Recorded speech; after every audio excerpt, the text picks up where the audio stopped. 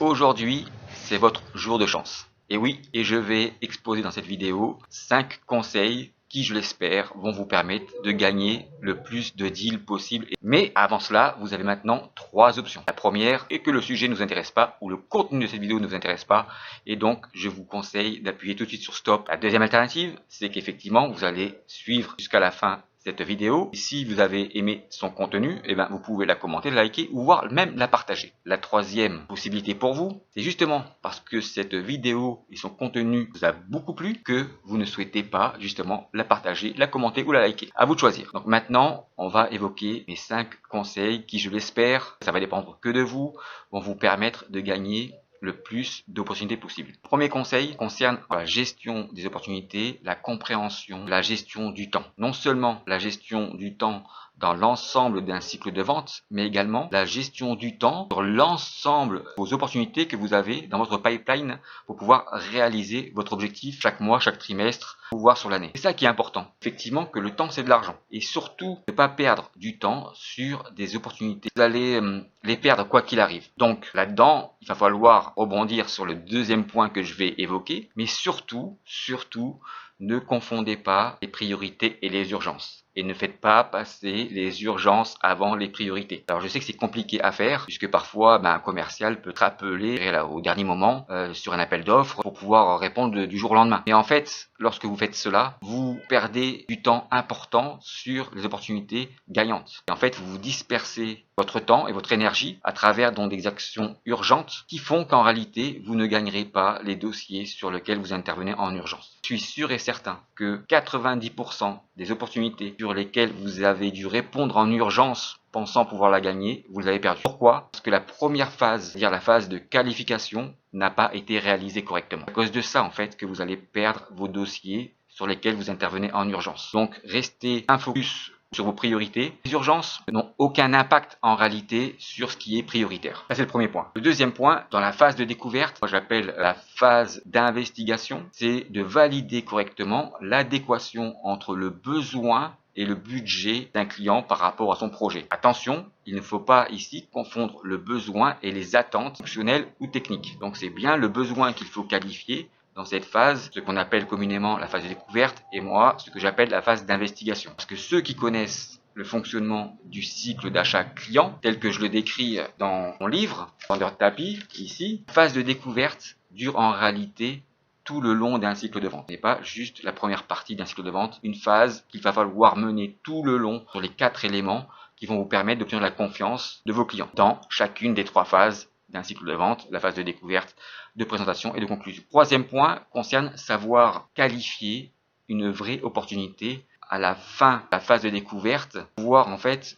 continuer dans votre cycle de vente. C'est à ce moment-là, à la fin de la phase de découverte, qu'il va falloir poser une vraie et unique question à votre prospect pour vous assurer qu'il y existe bien une opportunité afin de ne pas perdre votre temps. Alors, cette phrase, je ne vais pas vous la dire, car c'est une phrase très importante qui doit amener à un oui de contrôle. Quatrième point, dans la phase de démonstration, le fait de ne pas vouloir en montrer trop. Donc en fait, ne cherchez pas à démontrer plus que nécessaire sur les fonctionnalités de votre produit ou de votre service. Généralement, on essaye d'en démontrer toujours plus parce que justement, on n'a pas fait une très bonne phase de découverte et en fait, on déballe, je dirais, l'ensemble des caractéristiques d'une solution sans l'avoir bien mis en adéquation avec la phase de découverte. Donc ça, c'est important à comprendre. Ça ne sert à rien de survendre ce que, en fait, votre produit ou vos services peut faire pour le client si vous n'avez pas répondu à ce qui souhaite le mieux par rapport à ses attentes, c'est-à-dire ce qui va en fait répondre correctement à son besoin. Et donc les attentes sont intégrées dans le besoin, les attentes fonctionnelles et techniques. Ça, c'est aussi à comprendre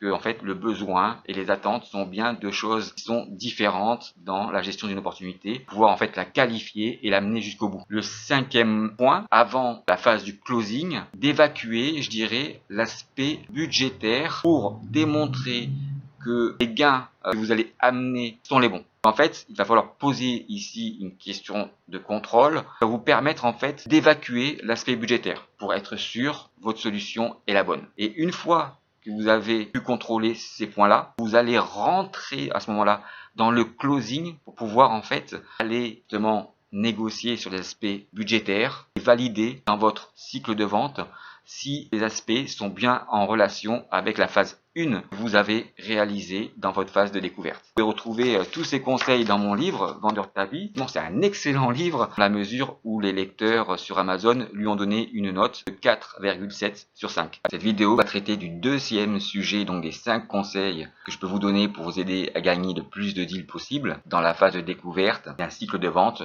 de pouvoir et de savoir valider tout de suite l'adéquation entre le besoin d'un prospect et son budget. Alors je sais que cet élément m'a valu beaucoup de remarques lorsque je défends cette vision-là, de pouvoir en fait traiter le plus tôt possible dans un cycle de vente l'adéquation entre le besoin du client, la solution, le produit que vous proposez et son budget. Et donc cette vidéo effectivement fait partie donc des 5 conseils que je peux vous donner pour vous aider à gagner le plus de deals. On parle de vente, donc on parle pas de troc. Et c'est ça en fait la différence qu'il y a entre le troc et la vente, puisque le mécanisme de l'obtention de la confiance est le même dans les deux cas, sauf que dans la vente, il y a l'aspect budgétaire et l'aspect financier qui rentrent en jeu. Et l'argent ne représente pas la même valeur pour tout le monde. La troisième vidéo va traiter donc dans la phase d'investigation de découverte de savoir à la fin de cette issue qualifier une vraie opportunité. Comment on peut qualifier une vraie opportunité pour pouvoir continuer dans votre cycle de vente. La quatrième vidéo va traiter donc de ne chercher pas à montrer plus de fonctionnalités dans vos présentations dans la phase de démonstration que nécessaire. Ça sert à rien. Et donc la cinquième vidéo va traiter à la sortie phase de démonstration et avant de rentrer dans le closing, de pouvoir évacuer l'aspect budgétaire pour pouvoir rentrer et aller dans le closing pour gagner votre opportunité. Alors maintenant, on revient au sujet de cette vidéo. Pourquoi il faut valider l'adéquation entre le besoin, les attentes, votre solution, vos produits et le budget du client? Parce que justement, nous faisons de la vente. Nous ne faisons pas du troc ici. Moi, ça m'a valu différentes remarques critiques, puisqu'il y a des commerciaux qui vont ou qui ont peur d'évoquer l'aspect budgétaire tout de suite dans une phase de découverte et qui préfèrent attendre la fin de leur cycle de vente pour arriver dans le closing pour pouvoir effectivement évoquer l'aspect budgétaire. Mais j'ai remarqué, en fait, à travers ça, 2 choses très importantes. La première, c'est que le commercial augmente le risque de perdre l'affaire s'il ne traite pas le sujet du budget tout de suite dans la phase de découverte. Parce qu'il y aura à la fin un écart qui ne pourra pas être le bon entre le budget du client et le produit ou le service que vous proposez. Et on va toujours retomber sur des objections de type c'est trop cher, etc., etc. Et là, on essaie justement de ne pas faire de la vente réponse à objection.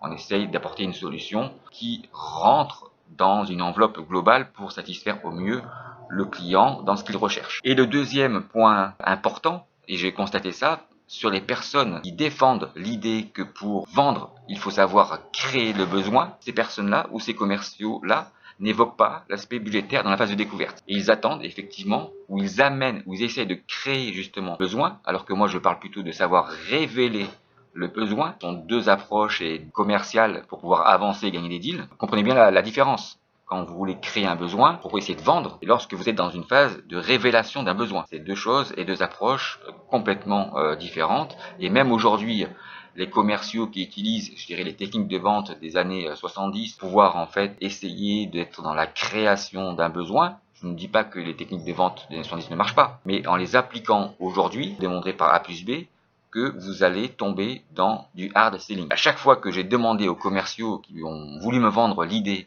que pour pouvoir vendre, il faut savoir créer les besoins, et aucun des vendeurs n'a closé un deal ou n'a pu gagner une affaire lorsqu'il était dans cette fameuse philosophie ou approche de la création d'un besoin pour pouvoir réussir à vendre. En tous les cas, j'espère que cette vidéo vous aura plu, ou elle sera en ligne sur la chaîne Fox Close sur YouTube bien sûr, et je vous souhaite à tous et à toutes une excellente journée. 5 conseils que je peux vous donner pour vous aider à gagner vos deals et vos opportunités. Le premier, c'est donc la gestion du temps et savoir différencier les priorités des urgences. Le deuxième point concerne la phase de découverte, ce que j'appelle moi la phase d'investigation, qui permet de valider l'adéquation entre le besoin et le budget de votre prospect. Le troisième point, justement, à la fin de cette phase d'investigation, de savoir qualifier une vraie opportunité commerciale pour pouvoir continuer votre cycle de vente. Le quatrième point concerne dans la phase de démonstration le fait de ne pas chercher à démontrer beaucoup plus de fonctionnalités que nécessaire. Ça ne sert à rien. Et le cinquième point, c'est avant de rentrer dans la phase de closing, donc juste de la sortie de la démonstration, d'évacuer l'aspect budgétaire pour valider que la solution correspond bien aux attentes fonctionnelles et aux besoins du client. Ne pas confondre le besoin et les attentes fonctionnelles. Voilà en fait, en résumé, 5 conseils que je peux vous donner. Maintenant, on va revenir au premier point que j'ai évoqué dans cette vidéo sur la gestion du temps. Donc de savoir différencier les urgences et les priorités et surtout les urgences ne doivent pas devenir prioritaires. Mais dans cette vidéo, j'évoquais deux sujets. C'est-à-dire qu'il y a deux phénomènes qui vont cohabiter l'ensemble des opportunités, votre portefeuille et votre pipe d'affaires, et la gestion du temps liée à une opportunité commerciale. Ce sont deux choses différentes. Pourquoi? Parce que moi je viens du CRM, quand les entreprises et quand les directeurs commerciaux souhaitent mettre en place des outils de CRM, ça sert principalement à, pour eux, on va dire, ou leur entreprise, à deux choses. Bien sûr, ça sert à améliorer la relation client dans son ensemble. En tous les cas, c'est l'objectif. Ce que cherchent avant tout les managers et les directeurs commerciaux, c'est deux choses. La première chose, c'est d'avoir une vision complète donc de l'ensemble des opportunités, pouvoir en fait savoir s'ils vont faire le chiffre. D'accord? Le deuxième point qui est important, le fait de pouvoir diminuer le temps qu'il faut pour pouvoir traiter une opportunité commerciale pour la gagner, pour pouvoir en traiter davantage. Donc l'objectif des CRM, c'est aussi ça. C'est de pouvoir, dans l'absolu, encore une fois, diminuer ou de raccourcir le temps de traitement d'une opportunité commerciale pour pouvoir la gagner et en traiter davantage. Ce point-là est un point important.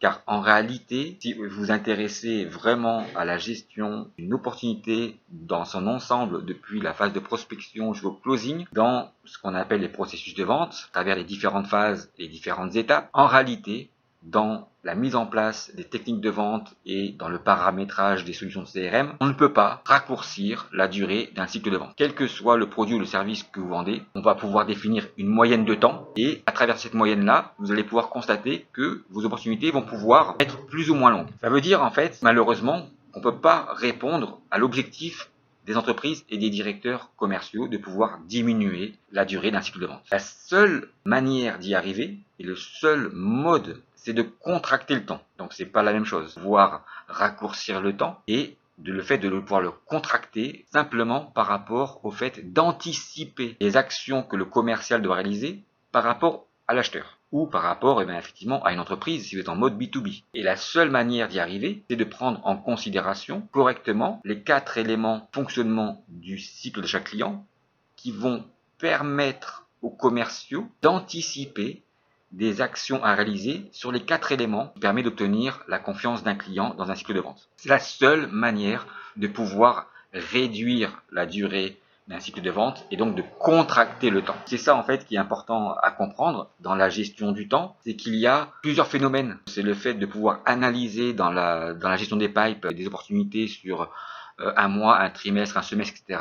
L'ensemble des opportunités que vous avez pour pouvoir en fait, même parfois, savoir jouer à qui perd gagne. J'ai eu aussi cette expérience. C'est que vous êtes parfois sur un gros deal, ce deal devient difficile et vous savez que le client en fait peut vous poser un certain nombre de problèmes, en tous les cas qu'il n'est pas forcément fiable. Et ça arrive. Et en fait, vous pensez que vous allez pouvoir gagner ce deal et vous accrocher à lui parce qu'en fait, il représente un gros chiffre d'affaires. Mais il vaut mieux savoir parfois laisser ce deal à vos concurrents parce que justement, l'entreprise ou l'acheteur vont vous poser des problèmes et vont vous faire perdre beaucoup plus de temps dans la gestion du projet et dans le déploiement en fait de votre solution. Et ce client, malheureusement, quoi qu'il arrive, sera un client insatisfait. Alors, mon conseil, c'est de laisser les mauvais clients à vos concurrents et de vous concentrer sur les clients qui vont pouvoir devenir vos ambassadeurs parce que justement, vous allez pouvoir avoir avec eux une vraie relation de confiance pour pouvoir en fait développer votre business. Donc ça, c'est vraiment à comprendre dans aussi la gestion des priorités. Un deal n'est pas simplement qu'une notion de chiffre d'affaires ou qu'une vitrine commerciale parce que c'est un grand compte, etc. fait référence sur votre marché. Ce qui est important, c'est de bien analyser de vos opportunités pour pouvoir effectivement être sûr de pouvoir aller au bout dans celles qui méritent d'être gagnées pour pouvoir assurer votre chiffre et votre marge et laisser à vos concurrents les mauvais clients. J'espère que cette vidéo vous aura encore plu. Vous pouvez bien sûr la commenter, la valider, la partager. À bientôt. C'est la 4e vidéo sur les 5 conseils que je peux essayer de vous donner pour gagner le plus de deals possible. Pour ceux qui me suivent, vous savez que mes vidéos ne sont pas préparées, elles sont en live. Je partage avec vous une expérience ou mon expérience et votre expérience de la vente associée à cette fameuse connaissance du fonctionnement du cycle d'achat client et faire par vous-même votre propre expérience ou votre propre savoir-faire commercial. Mais en aucun cas, je n'ai la prétention de vous apprendre à vendre ou de vous apprendre à aimer la vente. Et donc cette vidéo fait partie effectivement donc d'une série de 5 vidéos et à vous après de les intégrer dans votre connaissance et fonctionnement des cycles de vente. Okay, on va parler maintenant ensemble de ce qui se passe dans la phase de démonstration et surtout ne pas chercher à en démontrer plus qu'il ne faut pour pouvoir réussir à vendre. Ceux qui s'intéressent vraiment au fonctionnement du cycle d'achat client pourront comprendre très facilement qu'en réalité la phase de découverte dure sur l'ensemble donc du temps d'un cycle de vente sur les 4 éléments qui vont vous permettre d'obtenir la confiance d'un client dans votre cycle de vente. C'est le fait de pouvoir effectivement valider l'adéquation entre le besoin et le budget d'un prospect pour qu'il puisse acheter vos produits ou services. La 3e vidéo, savoir identifier et qualifier une vraie opportunité à la sortie de la première phase, donc qui est ce qu'on appelle la phase de découverte. Et la dernière vidéo sera effectivement de savoir avant la phase du closing, donc juste après la phase de démonstration, il y a un laps de temps pour évacuer l'aspect budgétaire et financier pour pouvoir en fait rentrer dans le closing pour pouvoir gagner votre opportunité. Donc voilà en fait 5 conseils qu'il faut pour comprendre ça, comprendre le fonctionnement du cycle de chaque client, puisqu'en réalité tout est construit là-dessus. Et donc, effectivement, donc cette vidéo de savoir dans la phase de démonstration, ne pas chercher à en démontrer toujours plus qu'il n'en faut par rapport aux fonctionnalités ou aux besoins du client. Alors ça, j'ai pu le constater beaucoup de fois, où malheureusement, à la fin d'une phase de démonstration, essayer par rapport aux objections de survendre entre guillemets ou de ne pas répondre correctement aux demandes initiales pour prouver dans leur démonstration qu'ils répondaient bien surtout aux attentes fonctionnelles et techniques, mais ils déballaient en fait un ensemble d'options ou de fonctionnalités qu'ils n'ont pas démontré pendant leur démonstration, en disant regardez moi aussi j'ai ça, etc. Donc en réalité ça ne sert à rien. Pourquoi? Parce qu'en fait vous justifiez sur des fonctionnalités dont le client, le prospect n'a pas besoin, parce qu'en réalité, vous avez mal identifié dans la phase de découverte ces attentes. Et les attentes fonctionnelles et techniques, c'est bien quelque chose de différent par rapport à l'analyse, la compréhension d'un besoin. Ce sont deux choses différentes, de savoir identifier et qualifier le besoin et comprendre que dans ce besoin, il y a des attentes fonctionnelles et techniques. Et quand vous faites une démonstration, ce qui est bien important de comprendre, c'est que il faut argumenter d'une manière positive sur ce que vous devez démontrer pour pouvoir réussir à vendre. Pour pouvoir faire cela, il faut comprendre comment fonctionne un argumentaire gagnant. Donc un argumentaire gagnant fonctionne sur 4 éléments. Donc la caractéristique, les avantages, les bénéfices, la preuve. Donc caractéristique du produit ou des services, avantages, bénéfices et preuves. Caractéristique, avantages. Après ici, il faut expliquer au prospect quels sont les avantages de ces caractéristiques. D'accord? Le bénéfice, c'est une argumentation des avantages, mais dans le cadre de l'identification des attentes. Ce n'est pas en fait caractéristique, avantage, bénéfice, bénéfice des caractéristiques. C'est le bénéfice des avantages pour le prospect dans le cadre de ses attentes et du besoin que vous avez pu identifier.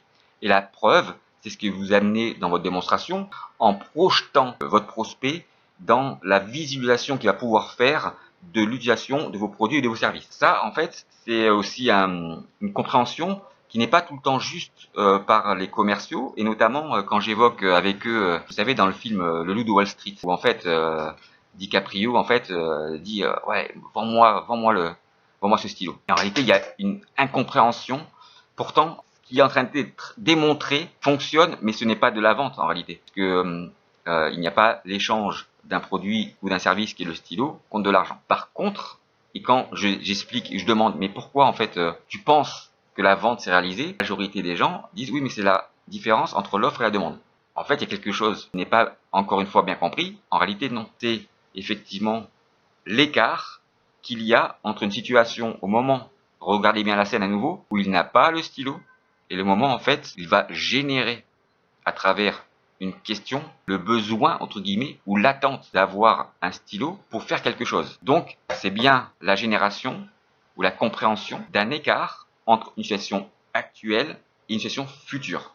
C'est ça en fait qu'il faut bien comprendre dans la vente, c'est de comprendre que le besoin est un écart entre une situation actuelle et future et les attentes sont à l'intérieur de ce besoin. Et une fois que vous avez compris ça, vous avez compris effectivement que la phase de qualification est importante pour définir cela, mais également va vous permettre de démontrer, dans la phase de démonstration, cette bonne compréhension. Et donc ça ne sert à rien de pouvoir penser qu'il va falloir surargumenter ou démontrer des fonctionnalités complémentaires, parce qu'en fait vous avez mal identifié au départ les attentes du prospect dans le cadre de ses besoins. Et justement, cette phase de démonstration n'est pas plus importante ou moins importante que la phase de découverte ou la phase de closing. Et encore une fois, lorsque j'interviens dans les écoles de commerce ou lors des formations auprès des commerciaux, quand je leur demande mais quels sont dans l'ensemble de votre cycle de vente depuis la phase de prospection jusqu'au closing, ce qui est le plus difficile à réaliser, c'est tout le temps la phase de prospection et la phase de closing. Donc ce sont les deux extrémités en réalité de la durée d'un cycle de vente. Et par contre, on oublie de comprendre comment cela fonctionne au milieu. Donc en fait, parce qu'il y a un lien entre le début et la fin. Donc, et le closing ne pourra jamais être réalisé si depuis le départ, en fait, vous avez mal qualifié, identifié la réalité d'une vraie opportunité commerciale pour pouvoir réussir à vendre. En tous les cas, je vous souhaite à tous et à toutes une excellente journée et je vous dis à bientôt. Et oui, c'est encore aujourd'hui votre jour de chance. Pourquoi? Parce que je vais évoquer dans cette vidéo peut-être la notion la plus importante dans la gestion d'une opportunité, le fait de savoir qualifier l'existence d'une vraie opportunité commerciale pour pouvoir réussir à vendre. Et cette vidéo fait partie des 5 conseils qui permettent de gagner le plus de deals possible. Dans un premier temps, la gestion du temps dans une opportunité, pouvoir différencier les priorités et des urgences, bien sûr en relation avec cette vidéo. La deuxième vidéo, on a évoqué donc dans la phase de découverte de ce que moi j'appelle la phase d'investigation, de savoir valider l'adéquation entre le budget et le besoin d'un client. Là, on va parler effectivement dans la phase de qualification, d'investigation, donc de savoir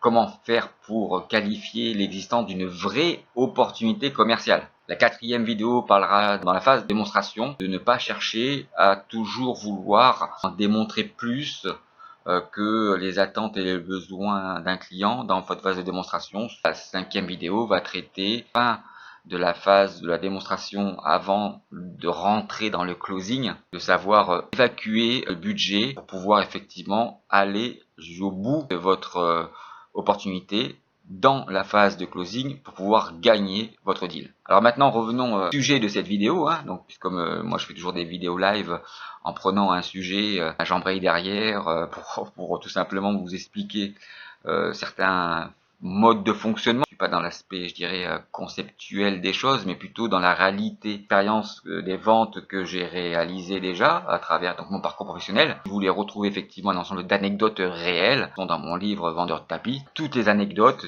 tout ce que je raconte, tout est vrai. Tout est vrai et contrôlable. Pourquoi je vous dis ça? Parce que justement le sujet de cette vidéo, le fait de savoir qualifier une vraie opportunité pour pouvoir en fait continuer dans votre cycle de vente et aller jusqu'au closing, c'était un sujet qui m'a permis d'être en désaccord, on va dire, avec beaucoup de formateurs en vente, de conférenciers sur le sujet, de coachs de vente, etc., qui de mon point de vue n'évoquent pas dans leur connaissance le fait de pouvoir savoir qualifier une vraie opportunité commerciale. Et pour pouvoir comprendre, savoir comment on peut qualifier une vraie opportunité commerciale, il faut justement s'intéresser au fonctionnement du cycle d'achat client et des 4 éléments qui vont varier dans chacune des 3 phases d'un cycle d'achat pour l'acheteur afin d'obtenir sa confiance. C'est le seul moyen de pouvoir comprendre quelles questions il faut poser à la fin de votre phase de qualification à votre acheteur potentiel pour vous assurer qu'il existe bien une opportunité commerciale. Et cette question n'est pas en fait liée à la compréhension de la vente et des techniques de vente. C'est une question que vous pouvez comprendre si vous vous mettez du côté de l'acheteur. Comme je vous l'ai dit, donc ça m'a valu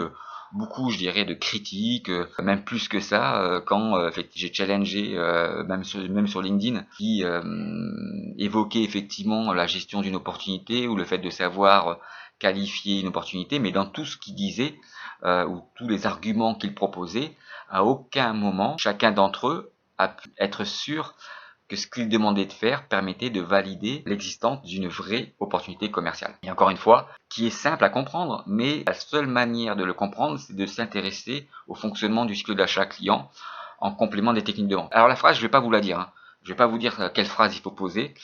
Futur client pour s'assurer effectivement de l'existence d'une vraie opportunité, puisque c'est une réflexion que l'on peut que vous devez avoir, qui part aussi du fait de différencier ce que certains pensent que pour pouvoir savoir vendre, il faut savoir créer le besoin. Alors que moi, je parle plutôt de savoir révéler le besoin. J'entends même maintenant des gens qui vont vous parler de la vente solaire et pourquoi pas les achats lunaires. Encore une fois, donc j'évoque ce sujet à bien réfléchir par rapport au fonctionnement du cycle d'achat client, que la réponse qui va vous donner correspond bien à la validation de toutes les questions que vous avez pu poser, qu'elles soient ouvertes, fermées, alternatives, des reformulations, de mot de phase de découverte. Cette question-là qui va vous permettre d'être sûr et certain dans la réponse que va vous donner votre acheteur qu'il existe bien une vraie opportunité commerciale. En tous les cas, je vous souhaite à tous et à toutes une très bonne journée. Oui, en fait, comment je pourrais vous exprimer cela si vous cherchez à comprendre quelles questions vous pourriez poser? C'est un petit peu comme si... vous comprenez qu'on peut vendre facilement, je dirais, 10 2 chevaux, donc 10 voitures, à une personne qui a les moyens, les capacités et l'envie, les capacités financières de s'acheter une Ferrari. Par contre, on ne pourra jamais vendre une Ferrari à une personne qui n'a pas les moyens, les envies, les besoins de s'acheter une seule 2 chevaux. Voilà, donc je vous souhaite à tous et à toutes une excellente journée. Au revoir. Le closing de vente est simplement le fait de ne pas laisser à ton prospect un autre choix que celui de te faire confiance. D'avoir posé les bonnes questions à un client et de savoir si les réponses de votre acheteur sont bien en relation avec les niveaux d'importance que doivent avoir pour lui dans les 3 phases d'un cycle de vente et dans l'ensemble de la durée d'un cycle de vente, pour que vous puissiez contrôler avec vos questions, si vous pouvez lui faire confiance pour qu'il puisse acheter votre produit, votre service ou votre solution. Pensez confiance. La première chose à laquelle devrait penser un commercial ou un vendeur est de pouvoir s'imaginer comment faire pour pouvoir dire à la fin de son closing, lorsqu'il gagne une opportunité commerciale, à tous ses clients, merci pour votre confiance. Indépendamment de n'importe quelle technique de vente, si vous avez besoin de mentir, tricher et de manipuler pour pouvoir réussir à vendre, ce n'est pas à cause des techniques de vente, mais c'est à cause de l'ignorance du fonctionnement logique, naturel et humain des 4 éléments les plus importants pour un acheteur dans l'ensemble des 3 phases d'un cycle de vente et sur la durée totale de vos cycles de vente. Voilà pourquoi vous utilisez la défiance commerciale plutôt que d'utiliser le fonctionnement de la vraie confiance dans la vente. 10 minutes. 10 minutes est exactement le temps moyen qu'il faut à une personne normalement constituée pour comprendre dans la vente comment fonctionne l'évolution des 4 éléments les plus importants pour un acheteur dans les 3 phases d'un cycle de vente du vrai fonctionnement unique, logique, naturel et humain de la confiance dans la vente. C'est quoi 10 minutes dans votre vie pour comprendre comment fonctionne le vrai mécanisme logique, naturel et humain, la vraie confiance dans la vente. 10 minutes est le résultat de plus de 2000 analyses de tests du fonctionnement que j'ai réalisé en ligne, ainsi que des formations commerciales que j'ai pu réaliser et des conférences que j'ai également réalisées sur ce sujet pour comprendre qu'en réalité 10 minutes est le temps moyen qu'il faut à n'importe quelle personne normalement constituée pour comprendre comment fonctionne la vraie confiance dans la vente. Et ces 10 minutes sont exactement ce que vous retrouverez au milieu de ma formation Mieux vendre de 2 heures dans laquelle vous pourrez réaliser, comprendre pour intégrer dans votre cerveau le bon fonctionnement logique, naturel et humain des 4 paramètres les plus importants de la vraie confiance dans la vente. Alors c'est quoi 10 minutes dans votre vie par rapport à l'ensemble du temps que vous gaspillez en utilisant la défiance commerciale pour pouvoir mentir, tricher et manipuler vos clients pour essayer de ne pas perdre vos opportunités commerciales? Et c'est quoi en réalité 10 minutes de votre vie et de votre temps par rapport à toutes les opportunités commerciales que vous avez perdues parce que vous ne savez pas comment fonctionne à travers l'apprentissage de différentes techniques de vente, comment fonctionne l'évolution des 4 paramètres les plus importants pour un acheteur du fonctionnement de la vraie confiance dans la vente dans les 3 phases et sur la durée totale de vos cycles de vente. À bientôt!